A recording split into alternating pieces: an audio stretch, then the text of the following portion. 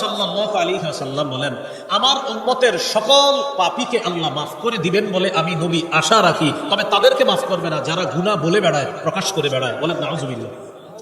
এবার নবী বলেন, আমার উম্মতের অনেক ব্যক্তিরা রাতের বেলা গুনাহ করে, গুনাহ করার পর সকালবেলা যখন ঘুম থেকে ওঠে ওর গুনাহের উপর আল্লাহ একটা পর্দা ফেলা রাখছে। আল্লাহ একটা পর্দা ফেলা রাখছে যে ও গুনাহটা করছে, থাক কিছুদিন পরে আমার কাছে মাফ চাইবে, আমি আল্লাহ ওরে মাফ করবো, পর্দা ফেলা রাখছে। নবী বলেন, ও বোকার মতো সকালবেলা বন্ধুদের কাছে বলে বেড়ায়, আমিলতুল বারিহাতা কাযা ওয়া কাযা, দোস্ত গত রাতে আমি এই গুনাহ করেছি। যুবক ভাইয়েরা, আপনারা অনেকে বলে থাকেন এই কথা, কালকে এই নাটকটা দেখছি, সিনেমা দেখছি, তোদের কি অবস্থা দেখছস?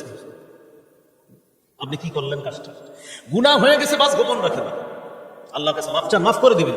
আপনি সবার কাছে বলে বেড়াইলেন, বোকার মতো এই কাজটা কেন করলেন? রব তো আপনার গুনাহের উপর পর্দা ফেলে রাখছেন, আপনি পর্দাটা উঠাইয়া দিলেন।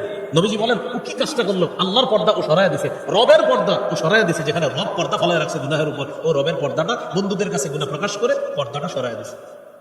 মন দিয়ে শোনেন, বর্তমানে আমরা গুনাহ প্রকাশ করি ফেসবুকে, গুনাহ করার পর ফেসবুকে স্ট্যাটাস দেয় যে এই নাটক সিনেমা দেখে আমার এই অভিমত। ডিয়ার ফ্রেন্ডস, তোমরাও তোমাদের অভিমতগুলো শেয়ার করে জানাও কেমন আপনি সারা দুনিয়াকে গুনাহ শেয়ার করলেন। ইন্না লিল্লাহি ওয়া ইন্না ইলাইহি রাজিউন। যুবক ভাইয়ারা, যারা আপনারা ফেসবুকে গুনাহের স্ট্যাটাস দিয়েছেন, আজকে রিমুভ করে দেন, আজকে মুছে দেন। নতুন করে আপনার গুনাহের সাক্ষী আর বাড়ায়েন না, পায়া ধরি আর বাড়ায়েন না, তাড়াতাড়ি মুছে দেন, গুনাহের সাক্ষী বাড়ায়েন না।